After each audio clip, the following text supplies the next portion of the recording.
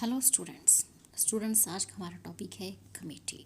तो चलिए आज का वीडियो हम शुरू करते हैं।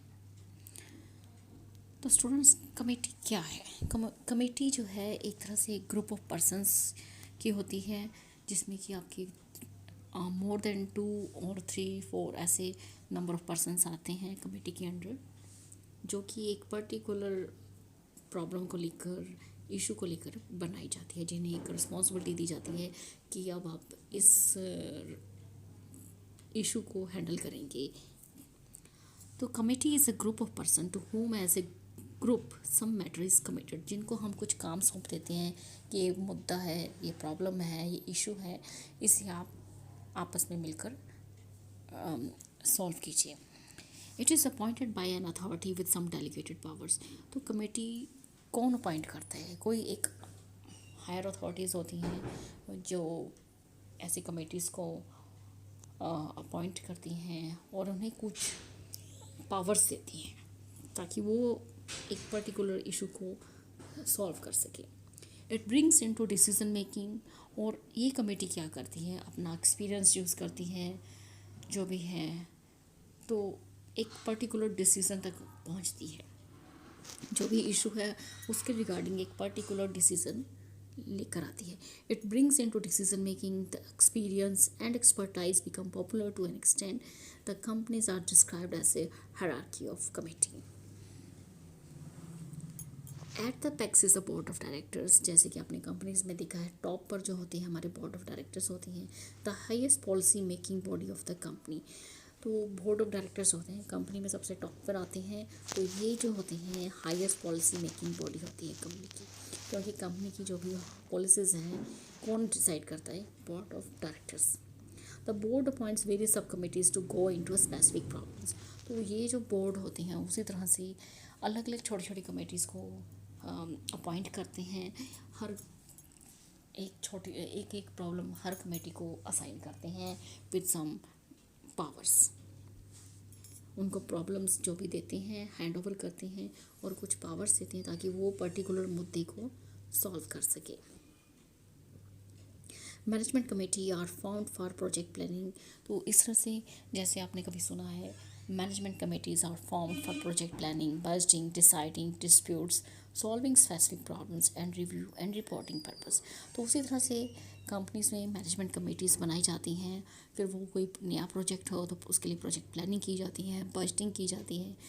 कोई डिस्प्यूट हो जाए, कोई कंपनी में किसी तरह का कोई विवाद हो जाए, तो उस पर्टिकुलर मुद्दे को सॉल्व करने के लिए कमेटीज़ बनाई जाती हैं।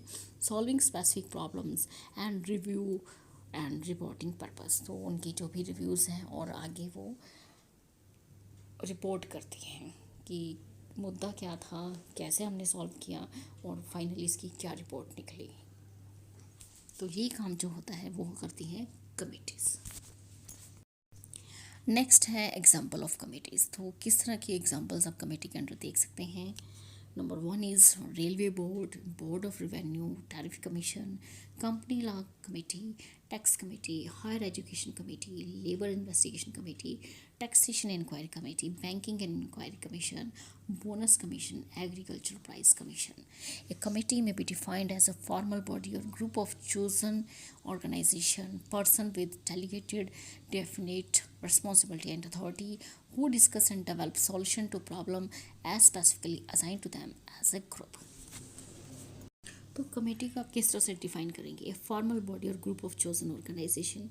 एक ग्रुप ऑफ पर्सन्स होता है जिसमें आपकी 2 3 4 5 ऐसे नंबर ऑफ मेंबर्स होते हैं इस ग्रुप में, जिनको कि आप एक पर्टिकुलर रिस्पॉन्सिबिलिटी देते हो, पर्टिकुलर प्रॉब्लम देते हो कि आपने इस प्रॉब्लम को सॉल्व करना है, और आप एक जिम्मेदारी देते हो, अथॉरिटी देते हो कि who discuss and develop solution to problem as specifically assign to them as a group. तो यहाँ पर हमारी डेफिनेशन है कमेटी की। Committee consist of a group of people specifically designated to perform some administrative task. तो committee किस तरह से बनाई जाती है? उसमें कुछ नंबर ऑफ पीपल होते हैं, 3 4 ऐसे कुछ भी हो सकते हैं नंबर ऑफ पीपल। एक ग्रुप होता है जिनको कि आप एक पर्टिकुलर वर्क देती हैं, जैसे कि कोई एडमिनिस्ट्रेटिव वर्क दिया है, उसे वो परफॉर्म करेंगी, उसका क्या सॉल्यूशन निकलता है वो रिपोर्ट करेंगे आपको, मैनेजमेंट को। तो ये काम होता है हमारी कमेटीज़ का। नेक्स्ट है टाइप्स ऑफ कमेटी। तो पहली कमेटी आती है हमारी एड हॉक कमेटी।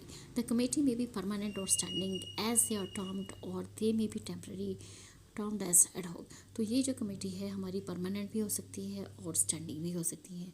जैसे कि नाम से ही पता लगता है कि ये यूजली टेम्परेरी होती है, means not permanent, termed as ad hoc committee.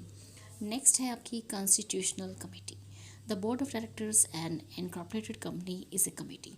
जिस तरह से आपने देखा है कंपनीज में कोई भी इनकॉर्पोरेटेड कंपनी होती है वहाँ पे हमारे बोर्ड ऑफ डायरेक्टर्स होती हैं, वो एक कमेटी है हमारी। कॉन्स्टिट्यूशनल कमेटी है as are its various constituent groups, executive committee, finance committee, audit committee, bonus committees अपनी वहाँ बिजनेस में कंपनीज में होती है।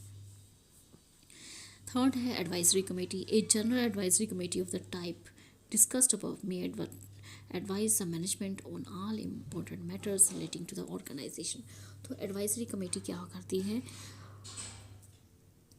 एक जनरल एडवाइजरी कमेटी होती है जो कि गाइड करती है मैनेजमेंट को, चाहे वो आपकी फाइनेंस के रिगार्डिंग हो, चाहे ऑडिट के रिगार्डिंग हो, चाहे बोनस के रिगार्डिंग हो। तो discuss above may advise the management on all important matters relating to the organization। तो अलग अलग मैटर्स पे हम अलग अलग एडवाइजरी कमेटी बनाते हैं जो कि हमें टाइम टू टाइम एडवाइस देती है, whether regarding finance, whether regarding audit, whether regarding bonus, etc. Fourth है a joint committee। A joint consultative committee consisting of the representative of the labor and management may promote better relations with management and labor by discussing matters of common interest। तो एक joint consultative committee भी बनाई जाती है जिसमें कि हमारे labour जो होते हैं उनका कोई लीडर, जिसे आप रिप्रेजेंटेटिव कह सकते हैं, जो लेबर्स की तरफ से होगा एंड मैनेजमेंट की तरफ से होगा, जो कि हेल्प करेंगे कि मैनेजमेंट एंड लेबर के बीच में जो आपसी रिलेशन है, उनके जो कॉमन मैटर्स हैं, कॉमन इंटरेस्ट की बातें हैं, वो डिस्कस की जा सके और उनका एक सॉल्यूशन निकाला जा सके, जो कि बिज़नेस के लिए बहुत ज़रूरी है कि मैनेजमेंट और लेबर्स के जो रिलेशन है आपस में बिल्कुल सही होने चाहिए, ताकि किसी प्रकार के डिस्प्यूट्स बिज़नेस में अराइज ना हो सके। तो स्टूडेंट्स, ये हमारा आज का टॉपिक। इस वीडियो में इतना ही। अगर आप हमारे चैनल पर नहीं हैं तो प्लीज़ हमारे चैनल को सब्सक्राइब कीजिए और साथ ही हमारे वीडियो को ज़्यादा से ज़्यादा लाइक, शेयर एंड कमेंट कीजिए। Thank you, thanks for watching.